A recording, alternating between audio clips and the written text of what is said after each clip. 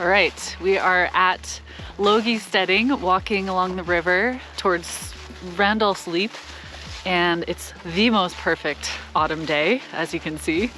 But today is more of a fact-finding mission. It's more of just collecting reference and inspiration because, to be honest, we don't have that long before the sun sets and we want to see as much as we can.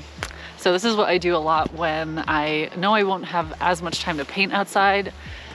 Collect data, collect information and visuals, and take it all back to me with me to the studio, and I can use it all winter long and for years to come.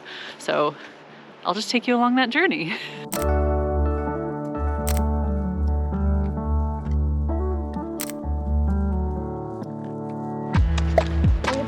Yeah. Yeah.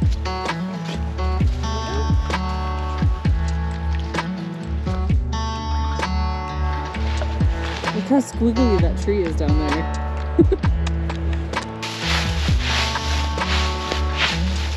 Wow, look at these colors though.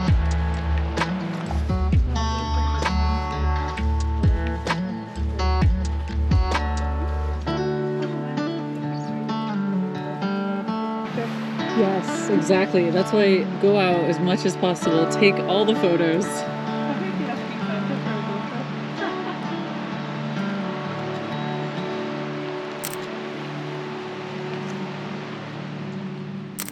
I'm taking every chance I can get to soak up every last drop of autumn before the winter winds sweep her away. As the winter chill quickly approaches, this time of year can be a huge challenge for artists like me who prefer to paint on location. The winds this year have been especially intense and are taking away all the leaves too quickly.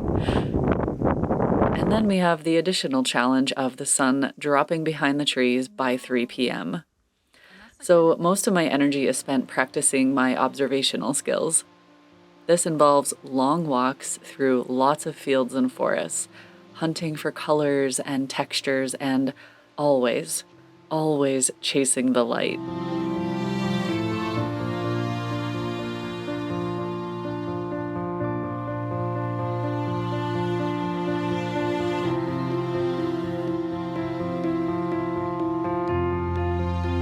When I'm out gathering inspiration, I'm enjoying myself, but I'm also being very diligent about remembering the feeling of it all, the sense of wonder and enchantment, so I can draw from that well in the dark months ahead.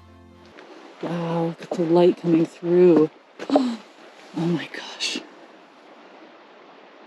That is gorgeous.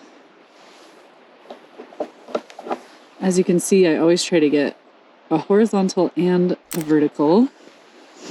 And I have my phone set up to be 16:9 ratio, so I get the widest view and I can crop in as needed. Wow, look at this.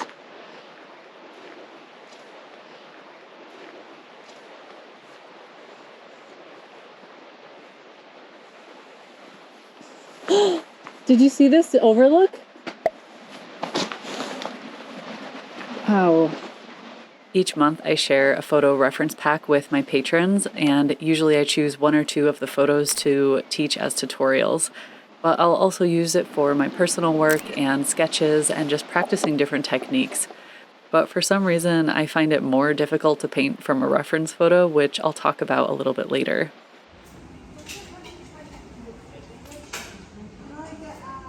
I know. And that's the kind of thing you kind of have to paint in person because the photos will never show how... You're dead right there. Yeah, how pretty it is. It's a poor imitation in the frame. A perfect way to end a nice fall day. I can't believe I just said fall. I tried to like get that out of my system.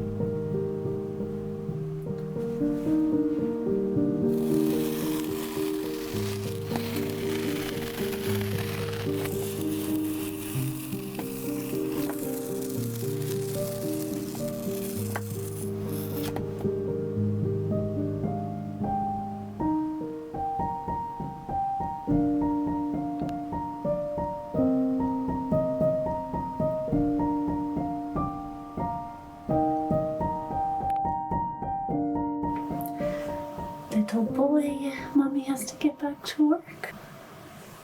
Yes, she does. Thank you for visiting me. It's been raining for 3 days. So I've been stuck in the studio again. But it's good because it gives me a chance. Okay, you done? Okay. It gives me a chance to distill all of the amazing fall or autumn scenery that I've been seeing. Just feel the feelings, paint the feelings. So I just went through and cropped a bunch of photos that I want to paint from the hike the other day. I think what I want to do is try to maybe get 3 to 4 little sketches in each morning. And then from those sketches, do a bigger, more detailed painting, maybe once a week. I do struggle with painting from a reference photo because it can capture some of the beauty, but it just can't capture the feeling of being there remotely as closely as what it was like in person. Did that make sense? There's just such a gorgeous sense of magic to the light, especially this time of year when the sun sits so low in the sky for so long. So you have these beautiful long shadows. And in November, we get this gorgeous, warm, orangey yellow glow from the light for most of the day, not just at sunrise or sunset. And then we have that contrasted in the shadows. The shadows are very blue and purple. And I mean, those colors together, so gorgeous. I forgot to show you, but I only did one tiny little sketch the other day when we were at Logie Steading. I don't know if that's showing up very well. When I sit down to paint in the studio, one thing I'll do is have my reference photos up, but I will also pull up the videos that I took because I think videos can sometimes give a broader sense of the light that was happening. And, using the photos and the videos side by side, I think really helps. And plus in the video, you can hear things, you can see things sparkling, and those things really bring back the feeling of being there very strongly for me. I guess because I'm more of an expressive painter, I care more about capturing the feeling of the place. I want to create the sense of being there or something different, like tap into something special. And that means I have to feel inspired. I have to bring those feelings back, which I think is why it's so hard in the studio. Anyways, those are just the ongoing struggles of being an artist, I suppose. Let's just paint and have fun.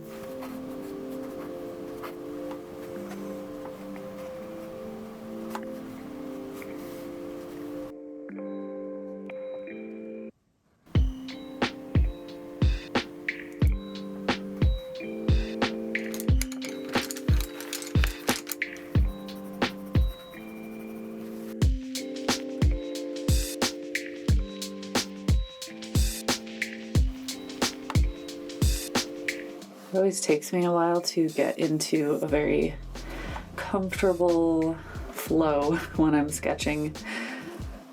Like at first I'm concerned with messing up or, I don't know, making something more shareable, more appealing to a broader audience.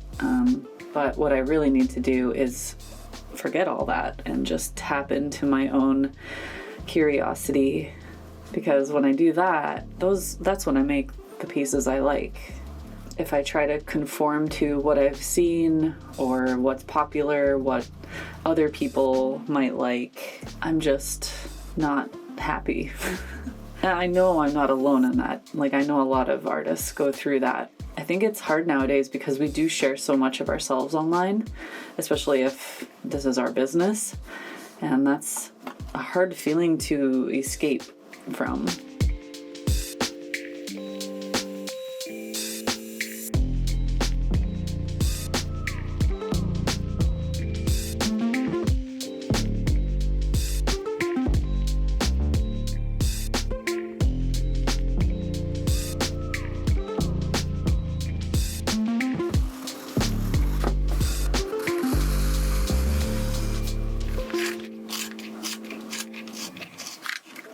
If you've been watching me for a while, you've probably noticed that drawing with blue pencils is my favorite thing.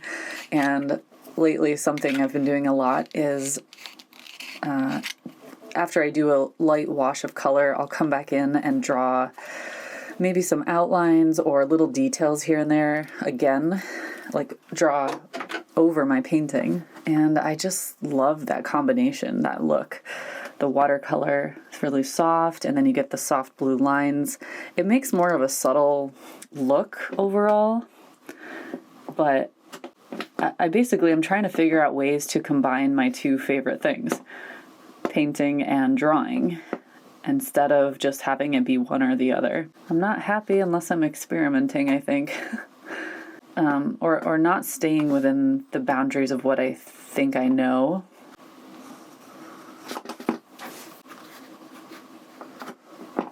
Oh, and before I forget, I'm going to make a couple color notes so I remember which colors I used, although it's pretty obvious when I look at this. The main difference in this one is I didn't use unusual blue. This time I used Sodalite. It's a little more shadowy, I think, a little more gray.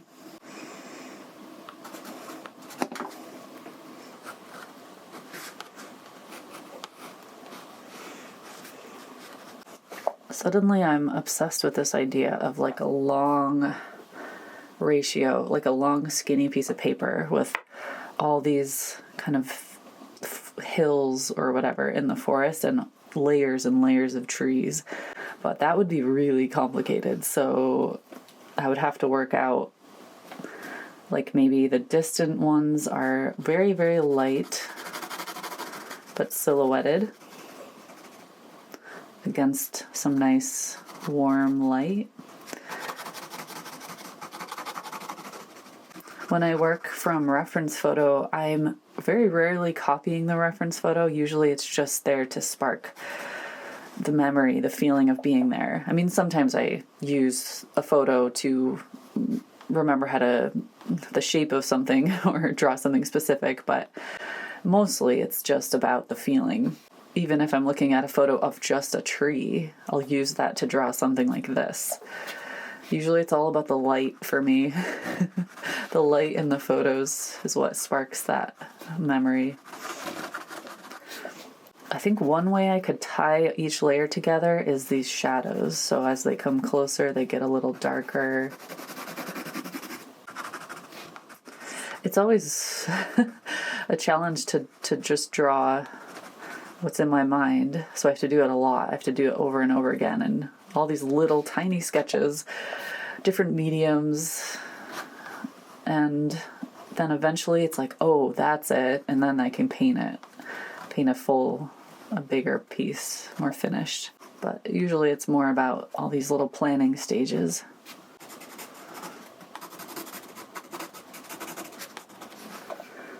So I need to play with this a little bit more, develop it a little bit more. So I think I'm gonna leave it here, and maybe in my next video I will show you the process for turning these little sketches into a bigger piece, a more finished piece.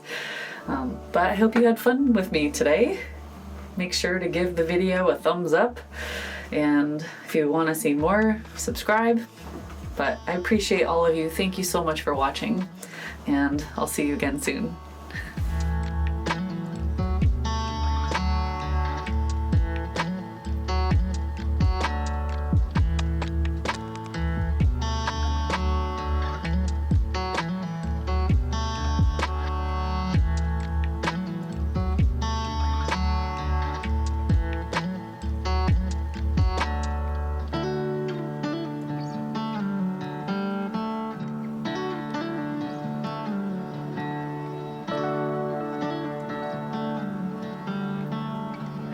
Portrait,